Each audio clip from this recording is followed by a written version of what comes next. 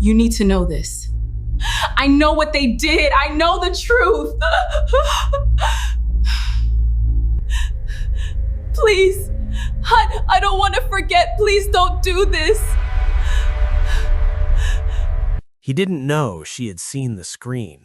That single fact, small, fragile, was the only thing standing between her and whatever came next. By morning, she had made a decision. She would not run. Not yet. Running required certainty, and the terrifying truth was that she still didn't know the full shape of what had been done to her. If she ran too early, she would be running blind. No evidence, no memory, no understanding of what she was even running from.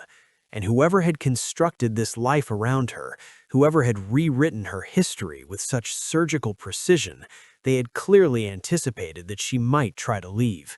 The fact that everything was so airtight, the marriage certificate, the photos, her own handwriting in a love letter, her sister's gentle confirmation, told her that whoever had built this cage had built it from the inside out. So she stayed, and she smiled at breakfast, and she drank the ginger tea, no sugar, just as she supposedly always did. And she watched Chitty watch her, and she looked for the seams. She found the first one on a Tuesday. She had been going through the apartment methodically, room by room, the way she would audit a client's brand presence, looking for inconsistencies, for things that didn't quite belong. She was in the bedroom they shared, though she still slept in the guest room.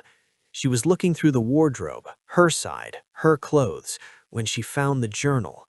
She had already read it. He had shown it to her. That night he sat on the edge of the guest bed holding the box of letters, his eyes full of practiced grief. June 14th. Chitty surprised me with breakfast in bed today.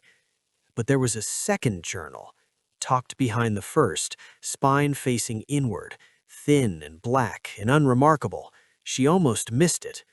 She pulled it out slowly, like she was diffusing something. The handwriting inside was hers. She was certain of that immediately. The slope of the letters, the way she always drew a small loop at the top of every lowercase d. Hers. But the entries were different from the first journal. Fragmented. Urgent. March 3rd. I don't know who to tell. I don't know who to trust. He came home last night and something was wrong with his face. Not his expression. His face. Like he was arranging it from the outside. March 9th. I found his phone unlocked. There were calls to a number saved as Dr. A that he never mentioned. 12 calls in 1 week. He told me he was calling his brother. March 17th. I think he has been lying to me about how we met. I asked Tunde again, and Tunde said he'd never introduced us. Never. He said he'd never even met Chitty until the wedding. I told Chitty, and he smiled and said Tunde was misremembering. He said it so gently, like I was the confused one. March 22nd. I am going to leave. I need to leave before... The entry stopped there. Mid-sentence, the pen had dragged down the page in a line, like the hand holding it had been interrupted suddenly, like someone had...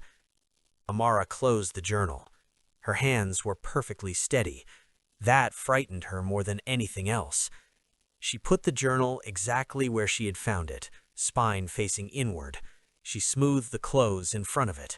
She closed the wardrobe. She walked to the kitchen and refilled her tea, and when Chitty came home that evening, she told him she'd had a quiet day. "You seem better," he said, studying her. "I think I am," she said, and she smiled. She found Dr. Emeka Eze's number 6 days later. She had searched everywhere she could think. Deleted contacts, archived emails, her notes app, her call log going back as far as it would scroll. Nothing.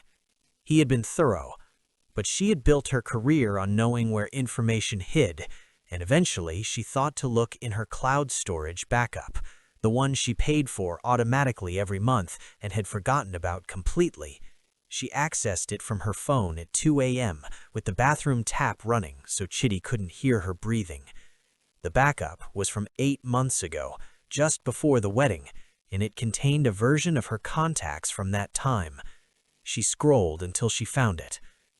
Dr. Emeka Eze, neurological specialist, Victoria Island. A number, an address, and below it, a note she had typed to herself in the contact description field. 4 words that made the bathroom walls tilt slightly around her. Do not trust him. She didn't know which him she meant. She couldn't know because she'd written it 8 months ago in a version of herself that no longer existed.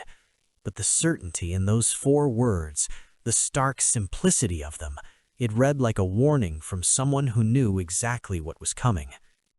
She saved the number 3 different ways and went back to bed.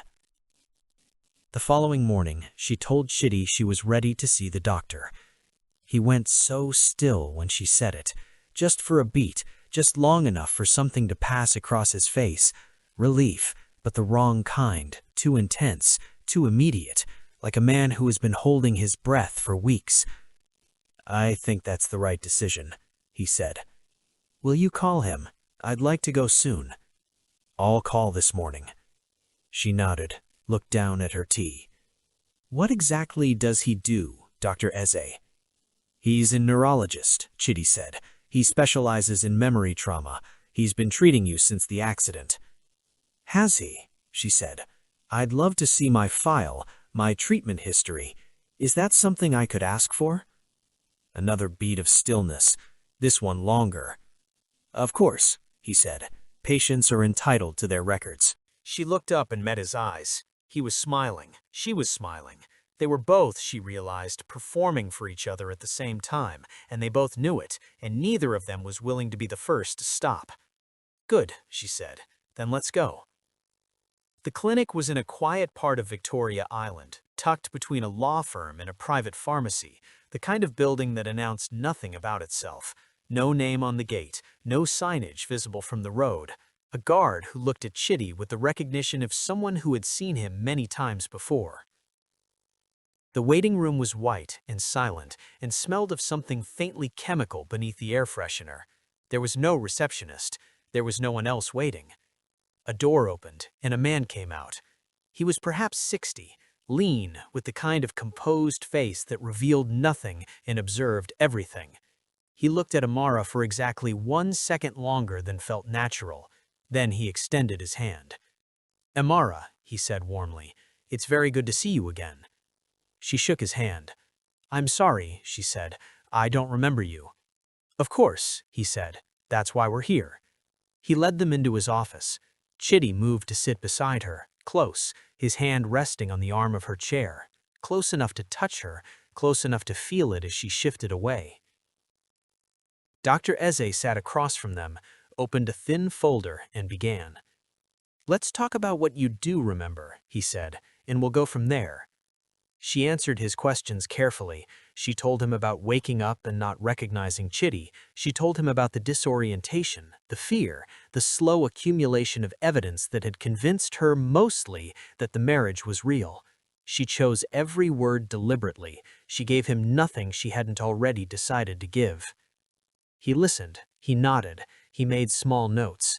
Then he said, "I'd like to try something today. A recall exercise. It helped before, significantly. Are you willing?" "What does it involve?" she asked. "A mild sedative. It lowers your cortisol response and allows suppressed memories to surface more naturally. You stay conscious the entire time. You simply feel very calm." She felt Chitty shift beside her. Not toward her, just a small repositioning of weight, the way someone repositions when they are trying to not look like they are paying very close attention. "Has he been present before?" she asked, nodding toward Chitty. "During these sessions?" "Yes," Dr. Eze said. "We found it helpful for—" "I'd prefer he wait outside," she said. Silence. Dr. Eze looked at Chitty. The look lasted less than a second, and it was not the look of a doctor checking whether a husband was comfortable. It was something that moved between them like a signal. "Of course," Dr. Eze said smoothly. "Whatever you're comfortable with." Chitty stood. He squeezed her shoulder once, gently, and left the room. She heard the door click behind him, and she exhaled for what felt like the first time in weeks. Dr. Eze was watching her. You seem clearer today, he said. I feel clearer, she said. Good. He opened a drawer, removed a small case. Shall we begin? Before we do, she said, I want to see my file. The hands stopped moving. I'm sorry? My treatment file, my records. You said patients are entitled to them. You are, of course. I can have copies sent to... Now, she said. I'd like to see them now. The room was very quiet. Dr. Eze looked at her for a long moment. His face did not change. That was what frightened her, that his face had not changed once since she walked in. Amara, he said gently, the last time we had this conversation, you became very distressed. I want to make sure that you're in the right frame of mind before... What happened the last time? She asked. You had an episode. What kind of episode? Significant emotional dysregulation. You were... Was it filmed? He stopped. The session, was it recorded? You have cameras in here, yes? She had seen the small lens in the corner of the ceiling the moment she sat down. She had said nothing. I'd like to see the footage.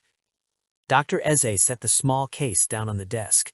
When he looked at her this time, something had changed in his expression.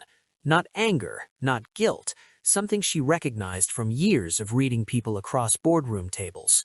Recalibration. He was deciding what version of the truth to give her. You're not experiencing memory loss, are you? It wasn't a question. She held his gaze.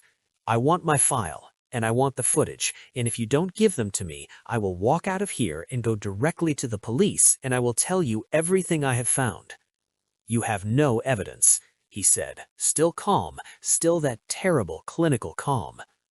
I have a journal in my own handwriting, and I have a video of myself begging not to forget, and I have a deleted contact in my cloud backup with a note that says...